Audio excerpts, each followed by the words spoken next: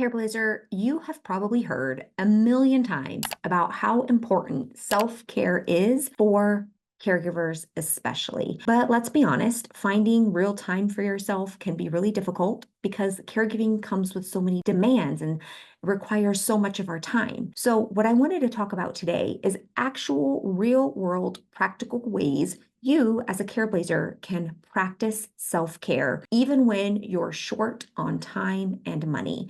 And I'll also be sharing some ideas for how to get more time back into your day at the end of this video. So let's talk about self care when you're super busy, which I know you are. Number one is truly to stay in the present moment. Instead of worrying about what might happen in the future or all of the things going wrong right now, or the thing that went wrong earlier in the day or last week or last month, focus on the present moment. This can help you feel calmer because it's near impossible to be stressed out and anxious when you are fully in the present moment, because in the present moment, everything is okay most of the time. Like right now, the present moment of you watching this video, everything is okay in this exact moment. So what staying in the present moment looks like is engaging as many of your senses as you can. So let's say you're washing dishes. Now, this is such a mundane task. It would be very easy for our minds to be thinking about all the things we have to do coming up, all the things that aren't going well. We can just do this task and add to our stress. Or we could do this task and actually use it as an opportunity for self-care by noticing the weight of the dishes in your hands as you hold them, the texture of the wash rag, the smell of the washing detergent, the colors of the washing detergent, the feel and the temperature of the water as it runs down your hands. These are all small things, but they're incorporating all of our senses and they're keeping us fully present in the moment, so that by being present in the moment, we're not adding to our stress by thinking about all of these other things that are not helping us. You can do this with so many mundane tasks during the day. The goal is just to stay focused on what you're doing and incorporate as many of the senses as you can. Number two is to honestly allow yourself to experience joy. It is okay to be happy and to have moments of joy, even when times are tough and things aren't going well, and even when people in your life are sick and not doing well. It's not a requirement for you to feel guilty, for you to withhold joy to yourself. This is a big one, actually. So my dad passed away on Monday of Thanksgiving week this year. So what is it? 3 days later was Thanksgiving. And I went to the gym to participate in a special gratitude fitness class. And I was in this fitness class and I was having lots of fun. I was enjoying it. The music was great. And then it kind of hit me like a ton of bricks, like, oh my gosh, here I am having fun. My dad literally passed away 3 days ago. And I had to fight back tears and choke down tears as I was in that class. And it was in that moment I had to remind myself that feeling joy does not mean we are also not feeling grief. Feeling joy does not mean we don't love the person we are caring for or the person that maybe has just passed away. It doesn't mean you don't feel sad about what has happened. We can have both of these things. In fact, both of these things do exist at the same time. We have to realize life comes with all the emotions, and it's okay to experience them all, even those good emotions. Number three, I like this one because it's pretty simple and easy, is to enjoy the micro moments you have during the day. So look for those tiny bits of happiness and opportunities for joy that you can take advantage of in your day. These are things you are already doing, but we're actually not delighting in them or pausing and reflecting and showing gratitude while we do them. This can be as simple as truly enjoying the first couple sips of your coffee in the morning before your loved one needs you. And I say this is a really great tool for self-care because we often think about self-care being something we need a lot of time for, being an event on the calendar or something that requires you to leave your current environment. And we know that's really difficult to come by as Careblazers. So moments that are happening all the time that maybe we haven't considered before are actual opportunities for self-care, where you can practice not only being in the present moment, like we talked about, but practicing gratitude in that moment. Even if it's while you're showering and you can delight in the new scented body wash that you have, or when you're folding laundry and you can enjoy listening to some of your favorite uplifting music while you're doing that. Number 4, talk about something we hear about all the time. So I want to talk about why we hear about it all the time, and that is the importance of taking deep breaths and how this can be a form of self-care. This is not new. None of this is like revolutionary, amazing new information we've never heard before, but it's something to pause and think about. If we keep hearing the same thing over and over, like maybe there's a reason. So let's figure this out. Taking deep breaths. What can that do? Well, if you're looking at the research, it could help improve your focus, help you think more clearly. It can help you make better decisions because you're literally increasing the oxygen to your brain. It can help lower your blood pressure and heart rate. It can help reduce pain in your body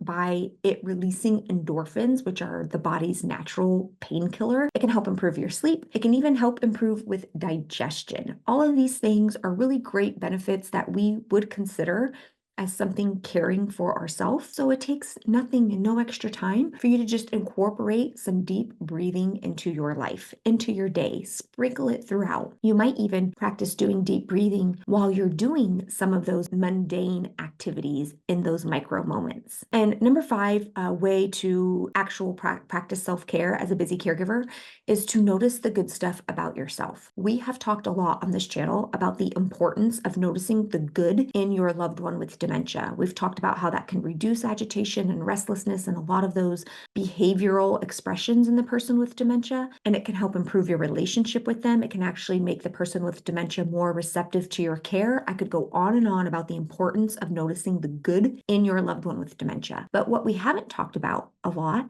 is the importance of noticing the good about yourself, purposefully looking for the good in yourself. And this is going to be incredibly hard because we are incredibly hard on ourselves and we are wired to see more of the negative. But I would strongly encourage you maybe to consider building the habit or nighttime routine of thinking of 3 very specific things that are good about yourself every single day. Maybe it's a quality, like you are a kind person, a loving person. Maybe it's something specific that happened that day, which I think would be a great thing for you to try. And it could be how you managed to make dinner despite feeling totally exhausted and not wanting to, or how you managed to accomplish all of the errands even though you had so much on your to-do list that day, or maybe how you were able to navigate a really challenging moment. Like, look for these things because I guarantee you they are happening. You are just not acknowledging yourself for it. Being a kind caregiver isn't just about being kind to the person with dementia, it's about being kind to yourself as well. Now, obviously, if you have extra time or extra money,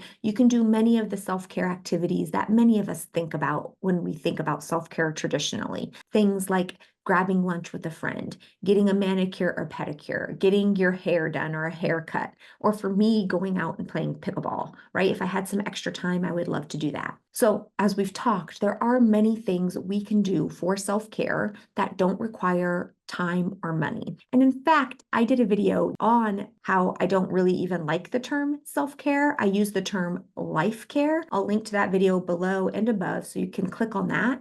That's going to be a great video for you to watch if you do struggle with guilt and feeling like something you do for yourself somehow takes away from your loved one. We want to squash that right away, so be sure to check that video out. But let's talk about 3 ways that you can get more time for yourself so that maybe you can do other kinds of self-care without having to also juggle caregiving at the same time. So number 1, that's going to be to consider using respite care. There are formal respite care options where maybe a professional caregiver comes to your home and sits with your loved one for several hours at a time, so you can use that time for whatever you would like, or even professional respite services where your loved one goes and stays, maybe in some sort of facility for days to weeks while you go do what you need to do for self-care. It could also be more non-professional respite where maybe a neighbor or family member comes to relieve you for a few hours for you to truly do whatever it is you need to do or want to do. So that's one way to kind of get more time for yourself. Explore respite opportunities in your area. If you're in the United States, Google the local area agency on aging, see what options they might be able to inform you about. Your loved one goes to a clinic, ask if there's a social worker on staff you could talk to explore respite opportunities in your area. Now, the other thing you can do is explore adult day